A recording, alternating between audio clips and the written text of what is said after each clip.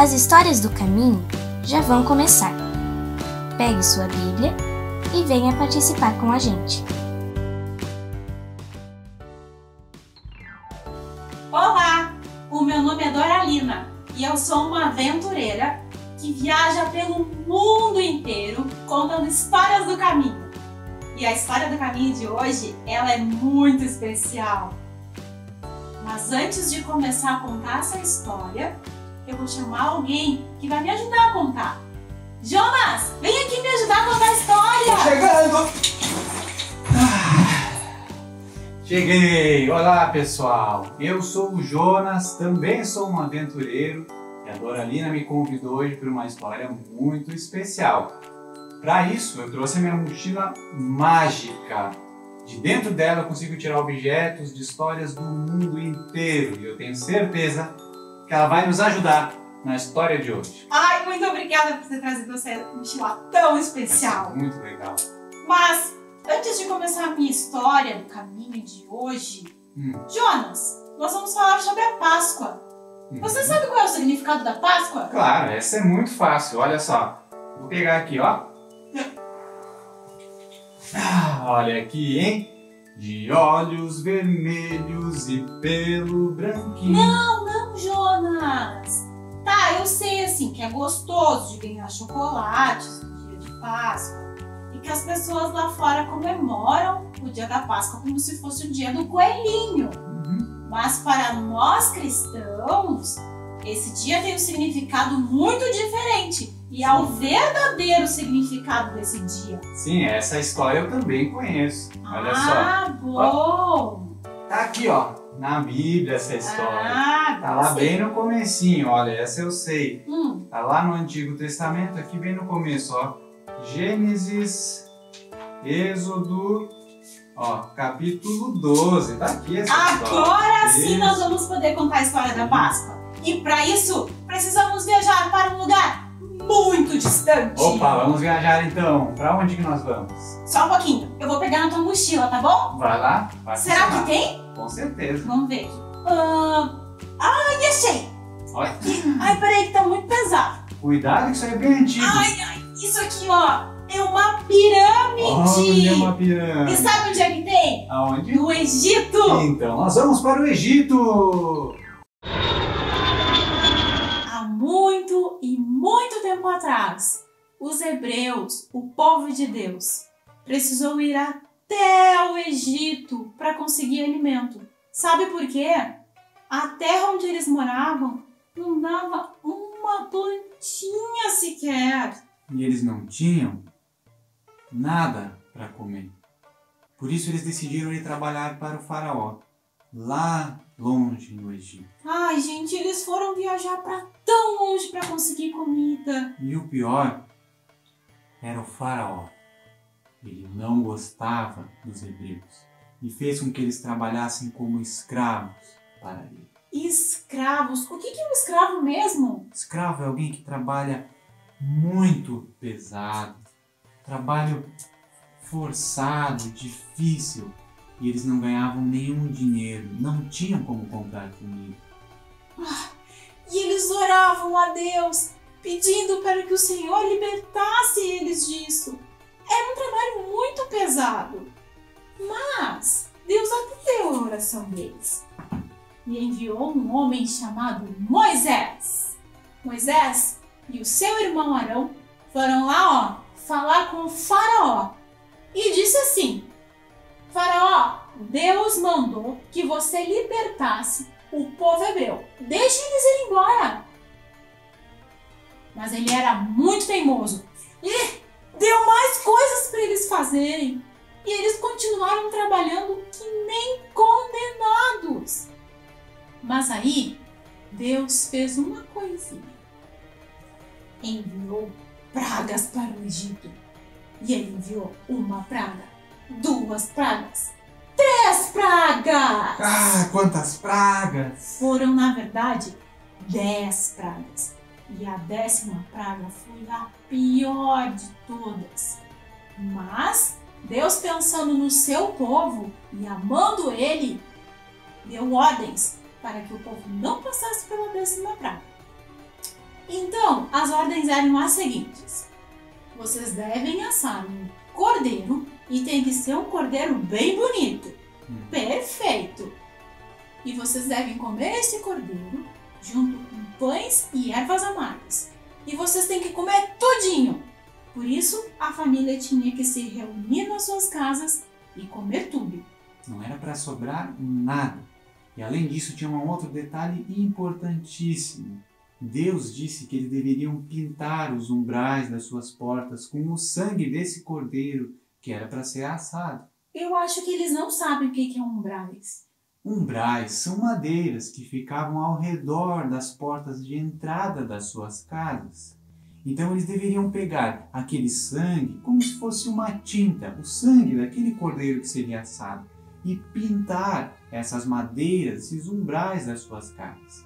Mas naquela época não tinha pincel. Não tinha mesmo. Então eles pegaram várias plantinhas, que eles chamavam de isopo, e mergulharam nesse sangue como se fosse um pincel. Molharam bem e depois pintaram então os umbrais das suas casas. E eles ficaram bem vermelhinhos de sangue desse cordeiro. Isso era um sinal, porque naquela noite Deus ia enviar um anjo que iria passar por todo o Egito. Essa era a 10ª praga. Esse anjo ia passar casa por casa. Quando ele chegasse na frente da casa e visse os umbrais pintados de vermelho, ele iria embora. Nada aconteceu com aquelas famílias. Mas naquelas famílias dos egípcios que não sabiam como Deus ia proteger as pessoas dessa 10ª praga, o anjo entrou porque não estava pintado os umbrais. E nessas famílias, o filho mais velho morreu. Gente, vocês não sabem. Aconteceu isso com o filho de Faraó. Ele ficou tão bravo, mas tão bravo. E ficou tão triste que ele chegou para Moisés e disse o seguinte: Vão embora daqui. Eu não aguento mais vocês. Podem partir. E foi assim que o povo hebreu foi liberto do Egito.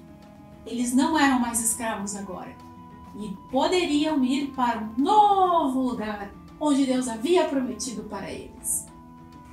Que legal! Agora eles estavam livres. Sim, essa foi a primeira Páscoa. A Páscoa para relembrar da libertação do povo hebreu do Egito. É por isso que a palavra Páscoa significa passagem. E Deus ordenou que o seu povo comemorasse para sempre e se lembrasse da libertação que eles tiveram do Egito. Que legal, Doralinha. Mas agora essa história não acabou. Agora que nós aprendemos sobre a primeira Páscoa, nós ainda precisamos entender por que ela é importante até hoje. E essa segunda história também está aqui na Bíblia, mas agora é lá no Novo Testamento. Ó, lá nos evangelhos de Mateus, Marcos, Lucas e João, em todos eles está essa história. Ela é muito importante, porque antes de olha aqui, Jesus nascer como um bebezinho, todos nós éramos escravos também, mas escravos do pecado.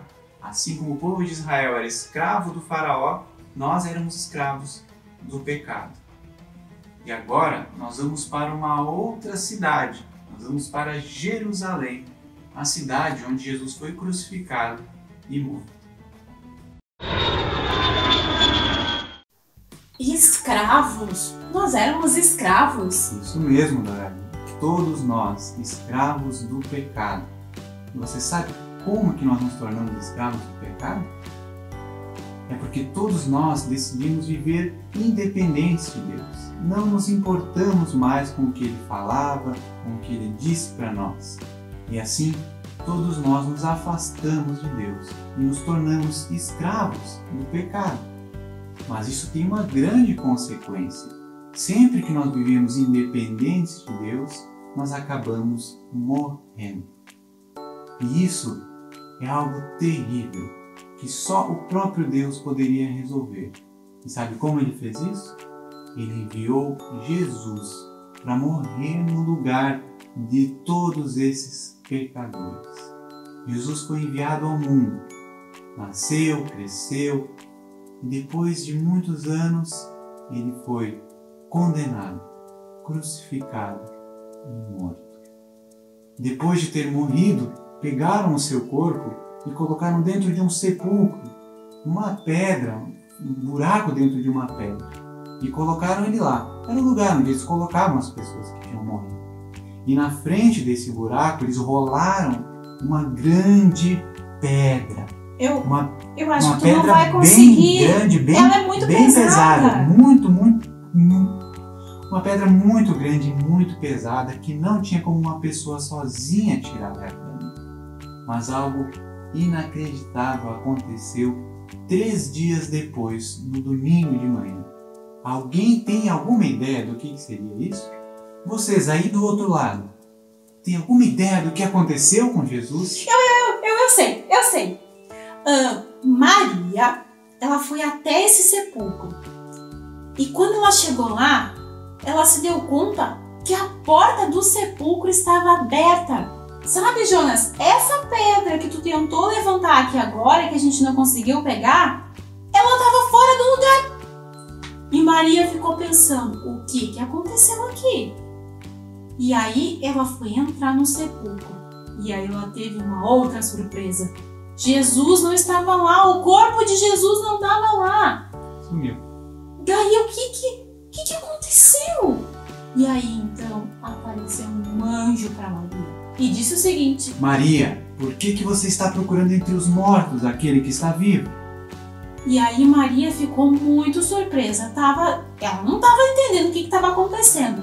E aí apareceu Jesus para ela, vivo, e disse para ela: Maria, vai lá, corre e avisa os discípulos que eu tô vivo. Não precisa mais chorar, não precisa mais ficar triste. Eu ressuscitei, eu estou vivo. E foi assim que nós começamos a comemorar o domingo de Páscoa, o dia em que Jesus ressuscitou dos mortos e foi para o céu e está preparando um lugar super especial para nós morarmos com Ele. Muito bom isso, porque agora com Jesus a gente é livre então desse pecado. Assim como o povo de Deus foi liberto do faraó, agora ele também nos liberta desse pecado. Nós podemos de novo conversar com Deus, ser amigos dele, nos aproximarmos dele, fazermos nossas orações, conhecermos a ele na sua palavra. E isso agora tem uma consequência muito boa, que é estar com ele eternamente nesse lugar que ele está preparando para nós. Uau, eu estou muito feliz porque hoje nós relembramos o verdadeiro significado da Páscoa, que é Jesus, a sua ressurreição. Nossa, eu estou muito feliz, foi muito legal essa história de hoje, Dorani. Olha, foi muito bom relembrar a primeira Páscoa, como Deus libertou o povo de Israel do Egito e como Ele nos liberta hoje do poder do pecado através da morte de Jesus. Vamos orar agradecendo a Deus por tudo isso? Vamos! Obrigada, Jesus, por ter pago o preço para nos libertar do pecado com a sua própria vida e nos ajudar a amar a Deus, ouvir seus mandamentos e obedecer. Obrigado, porque além de podermos falar com o Senhor hoje, viveremos para sempre contigo. Amém!